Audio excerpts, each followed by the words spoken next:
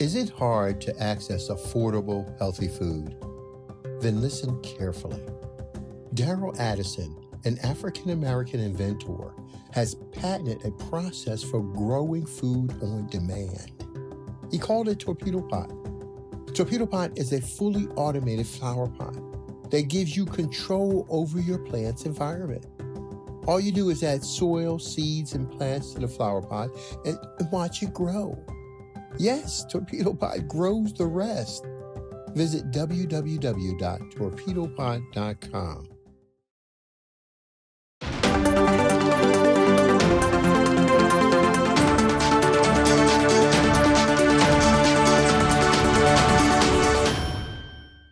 Salibonani, unjani, makadini enyu. Hello everyone, welcome back to the African Diaspora News Channel with me, your host, Maritawana Dhliwayo. And of course I am here with the first 5 tourist destinations that you can visit here in Zimbabwe, part 1, and of course in part 2 I will talk about the last 5. Now please note that this is not in an order where I'm rating the places according to which one is the least based and the last one is the most based. This is just randomly put in order, randomly done.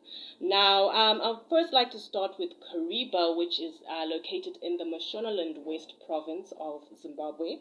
Now, this is actually a lot of people's favorites. A lot of people love to visit Kariba. I've been there myself, and the experience is quite extraordinary, especially when you're at a lake. When you're at the lake, when you also go by the dam, the Kariba Dam, which is the largest man-made reservoir in the whole entire world. Now, there's also a game park as well as islands. And the islands look so exotic. They're so beautiful. You literally feel like you are in some other part of the world.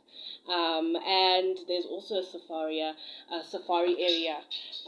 Now, it is a very romantic place to visit, Kariba. If you're a romanticist, it's a good place for newlyweds, people who just gotten married, and for couples, who just want to go on another date, spend money on their date and all that. However, it does have a bit of a creepy story, fantasy story rather, behind it. So Kariba Dam was built in the 1950s by white Rhodesians. And they also, from what I understand, they brought in Italians from Europe as well to build in the dam. But however, this actually infuriated a serpent-like monster by the name of Nyami Nyami, who is actually quite similar to the Loch Ness Monster of Scotland.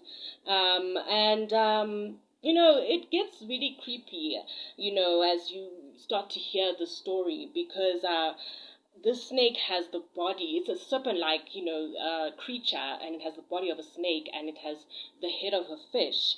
And it is actually seen as a river god by the Tonga people who live in this area of Kariba, who reside in the Zambezi Valley.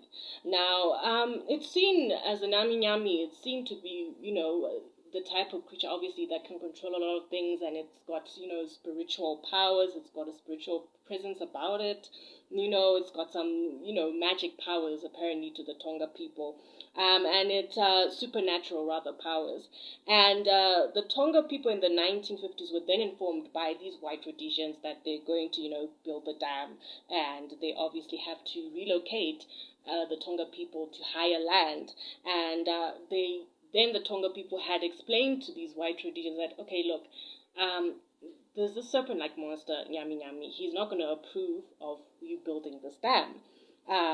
Because this dam initially was constructed to create hydroelectric power. Now, they said he would not be happy about it, Nyami Nyami, because this would separate him from his wife, who obviously is also a serpent-like creature. Now, of course, these white folks, they still went on. Of course, they didn't believe that, and they went on and decided to just continue constructing the dam. And unfortunately, there was a horrible flood that killed over 11 Italian men. And weirdly enough, their bodies were never recovered. So yeah, that's strange. Until today, some earth tremors still occur around the Kariba Dam, and the Tonga people believe it is Nyami Nyami who is trying to get through to his wife on the other side of the dam to, because he can't. And because out of fury, he turns around to go back where he is, to go back because he's going by the wall that separates him from her. When he turns back, that's how the earth tremors, the whole earth around Kariba just shakes. And of course, this is some African mythology here. So if you are a lover of mythology, especially African mythology, this is definitely a good place for you to visit. September is also a good time for you to come through because this is where the Tonga people hold their Nyami Nyami festivals around this time to worship and, of course, celebrate their river god. Now, the second one I'll be going to is Hwange National Park. Now, this is the oldest and largest national park in Zimbabwe, and Hwange National Park is actually one of Africa's best wildlife safaris and half the size of Belgium. And the park can be explored on foot. You can go there, through a game drive, or you can even go there by horse, horseback. And there are over 100 species of mammals, and 400 species of birds. And the best time to visit the park is during July to October.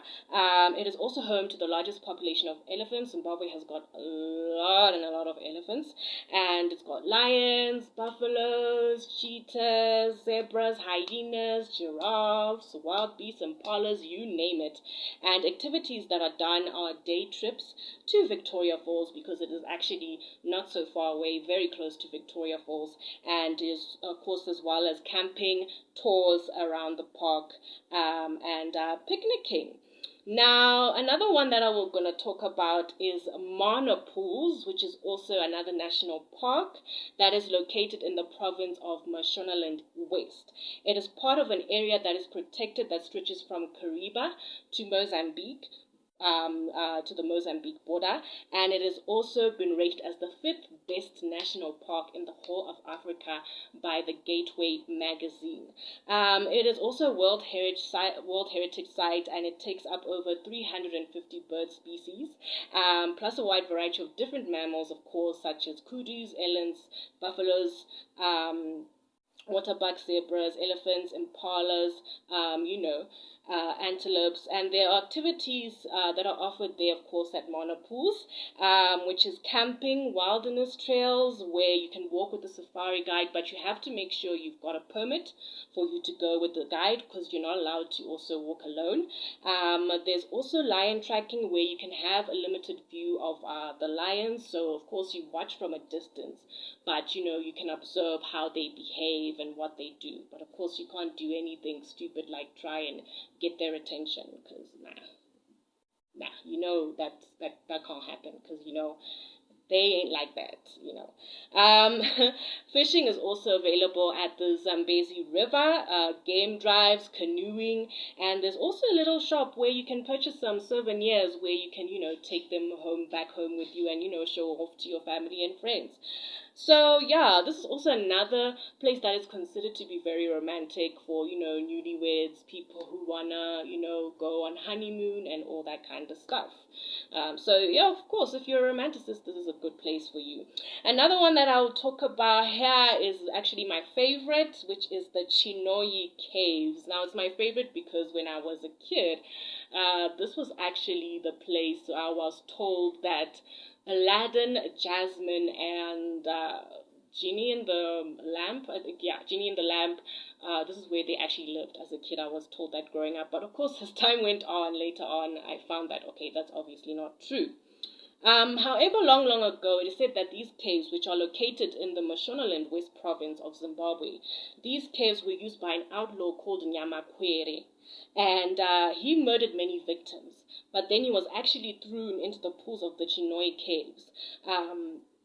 by a chief called Chief Chinoi, thank God. Hence the name of the town as well there in Chinoi, called Chinoi, of course, named by this chief. Now, there has been some creepy stories. Some people have said that they've seen ghosts in the caves, and there are mermaids in the caves pools, and, if you swim in the pools, these mermaids will come and grab you and, take whatever, not really take whatever, but rather they'll force you to eat food. They'll force you to eat. They'll force you to eat rice and fish. And then they force you to become some kind of sangoma, which is a traditional healer here in Africa. It's called a traditional healer, but the white people have said to have named it witch doctor. And the mermaids in Africa, they're considered evil spirits. So it is said that, of course, that the pools in the Chinoi Caves have, there's some kind of spiritual power, spiritual presence rather there. And they can come, these mermaids, in the form of a woman and seduce a man, because they come in the form of a woman who's very attractive. So for you divers and swimmers out there, you can take a dive and swim at your own risk, but don't say I didn't warn you. Other activities you can do other than diving is bird watching, rock art galleries, cultural activities, and game viewing. So if you're one who likes to take risks and loves to visit creepy places, Chinoi Caves is definitely the place for you. Now, the next one, which is actually the last one that I'd like to talk about, is Victoria Falls. Now, this is the most popular tourist attraction in Zimbabwe. The most notorious and victorious Victoria Falls, which is known as the smoke that thunders in the Tonga language, which in the Tonga language means Mosi or Tunya. Now, it has the largest curtain of falling water in the whole entire world. And it is located on the Zambezi River between Zambia and Zimbabwe. Now, there has been a tug of war between Zimbabweans and Zambians as to who actually owns Victoria Falls. And when a celebrity from the US comes to visit and he comes to Zimbabwe, then Zimbabwe say, oh, Zambia, look, it means we actually own Vic Falls. Or when a celebrity comes from the US who comes straight to Zambia to see Vic Falls, Zambians go, oh, look, Zimbabweans, it's actually us who owns it. So there's been a lot of fights around it, but sharing is caring, So it is located on the Zambezi River, and it can be heard from a distance of 40 kilometers, whereas the spray and mist from the falling water can be seen from a distance of 50 kilometers. That's how big it is.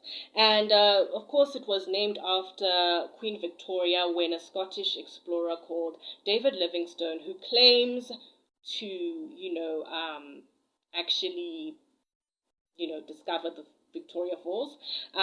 He claims to have that, but that's just another story for another day. But yeah, of course, there are many different species in Victoria Falls, and it has a bit of a rainforest. But its lowest levels of water flow is usually in October and November, and then that's just the dry season of the year. But from the rest of the year, it's April, that's where it's at its peak, that's when there's a lot of water.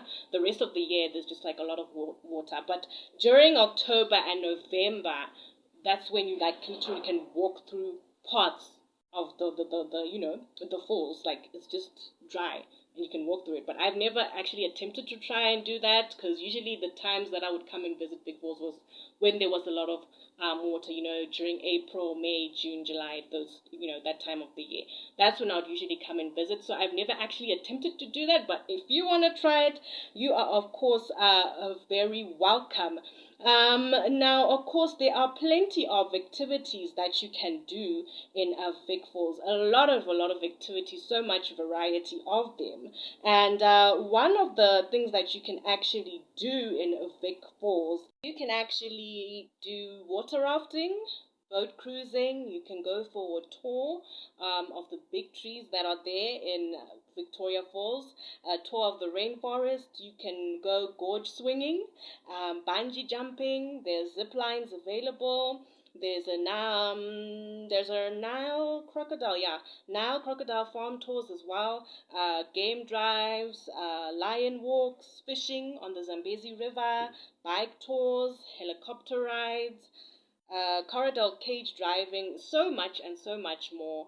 And of course, there are different, accommodations that you can use. There's Victoria Falls Rainbow, there's Elephant Hills Resort, which I've actually, experienced myself, gone there myself, and it's very, classy, quite expensive, but the services are really, really good. The services are amazing, very nice. But if you'd like something that's a bit cheaper, Victoria Falls Safari Lodge or Victoria Falls Safari Club, Zambezi River Lodge, those could be, your ideal places to visit. Well, that's it for the 5 tourist attractions that I've been doing for part 1, and of course we'll do another 5 for part 2, so please make sure you stay tuned in for the next broadcast. And of course, it's cheers for now. I'll see you in the next video. Colonization never ended in the white supremacist system. And as we see today, the colonization is in the mind. Now, those who have been enslaved and those who have been colonized, we're still dealing with the remnants of that through the colonization of the mind. Pick up my book, 7 Steps to Decolonize the Mind, and we will help deprogram you from the colonization that was put upon you by generations and generations of white supremacy. You can pick it up today on Amazon.com.